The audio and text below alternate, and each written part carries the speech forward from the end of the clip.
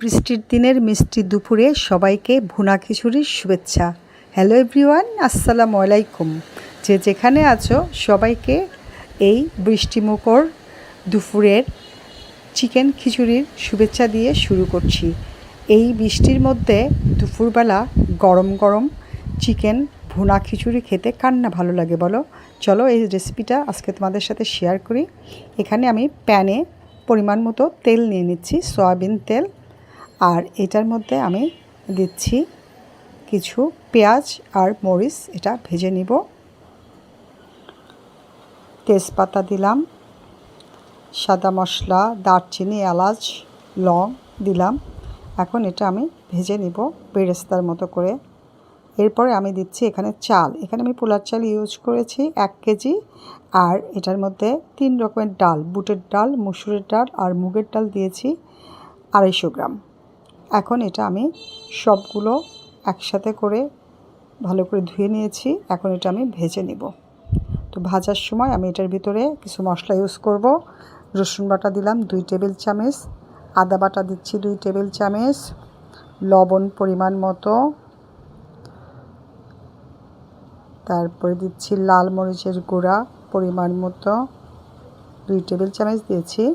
কাঁচামরিচও আছে এখানে। ধনিয়ার গুঁড়া দিলাম 1 টেবিল চামচ, জিরার গুঁড়া দিচ্ছি 1 টেবিল চামচ। ধনিয়া আর জিরার এটা ভাজা জিরার গুঁড়া, অর্থাৎ ভাজা ধনিয়ার গুঁড়া। গরম মশলার গুঁড়া দিলাম।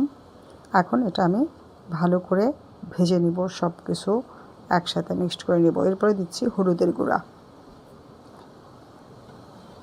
সবগুলো আমি ভালো করে ভেজে নিব। এই বৃষ্টির দিনে খিচুড়ি আশা করি সবারই ভালো লাগে। খুবই মজার এই খিচুড়িটা, ভুনা খিচুড়ি। খুব ভালো করে আমি ভেজে নিয়েছি। এখন আমি এটার মধ্যে ডাবল পানি দিয়ে দিচ্ছি। গরম ফুটানো পানি দিতে হবে।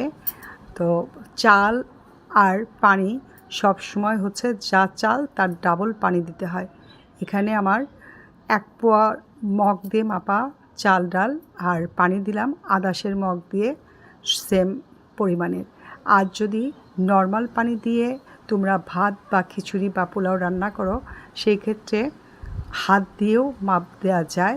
তার একটা গোপন টিপস তোমাদের দেখাচ্ছি। এই যে হাতের মাঝখানে 3টা দাগ, যে চাউলের উপরে এই হাতটা ডুবিয়ে 3 আঙ্গুল পর্যন্ত পানি দিলেও পানির মাপটা সঠিক হয়। তারপরে ভালো করে জাল দিয়ে বলক দিয়ে নিতে হবে। দেন এটা নেড়ে চেড়ে দিয়ে ঢেকে দিয়ে চালটা আস্তে করে দিতে হবে। এই যে আমার খুব সুন্দরভাবে বলকিয়ে খিচুড়িটা রান্না হচ্ছে। এখন আমি নেড়ে দিচ্ছি। এখন আমি এটা ঢাকনা দিয়ে ঢেকে দিচ্ছি আর জালটা একদম মিনিমাম করে দিব। তারপরে আমি এটা 8-10 মিনিট রাখলেই পানিটা শুকিয়ে একদম ভাতগুলা ঝরঝরে হয়ে যাবে। এই যে দেখো খুব সুন্দর আমার খিচুড়িটা হয়ে গেছে। হালকা একটু মাঞ্জি আছে, এটা শক্ত ভাবে এটা হয়ে যাবে। এখন এটা ভালো করে উপর নিচগুলা মিক্সড করে দিতে হবে। এখন আমার আগে থেকে রান্না করা চিকেনগুলো দিয়ে দিচ্ছি। আমি চিকেনগুলা আগেই ভুনা করে রেখেছিলাম, সেটা এখন এটার সাথে মিক্সড করে দিচ্ছি। ভীষণ সুন্দর ফ্লেভার বের হয়েছে। মিষ্টি মুখর দিনে, একদম বৃষ্টি মুখর দিনে মিষ্টি খাবার, লোভনীয়, ইয়ামি, ডেলিশিয়াস। সবাই বাসায় ট্রাই করো। আর ভালো লাগলে লাইক কমেন্ট শেয়ার করো। এই তো আমার খিচুড়িটা হয়ে গেছে। এখন এটা আমি উল্টে পাল্টে নেড়ে চেড়ে দিচ্ছি। খিচুড়ির ঘ্রাণে আমার গোটাল বাড়ি মৌ করছে। বাইরে বৃষ্টি আর ভিতরে নরম ভুনা খিচুড়ি, খেতে অসাধারণ, ভীষণ ডেলিশিয়াস। এখন এটার ভিতরে আমি সরিষার তেল দিয়ে এটা রান্নাটা সম্পূর্ণ করছি। সরিষার তেল দিয়ে খিচুড়ি খেতে কী যে মজা, খাঁটি সরিষার তেল, মাশাল্লাহ। এখন এটা আমি সার্ভ করে দিব।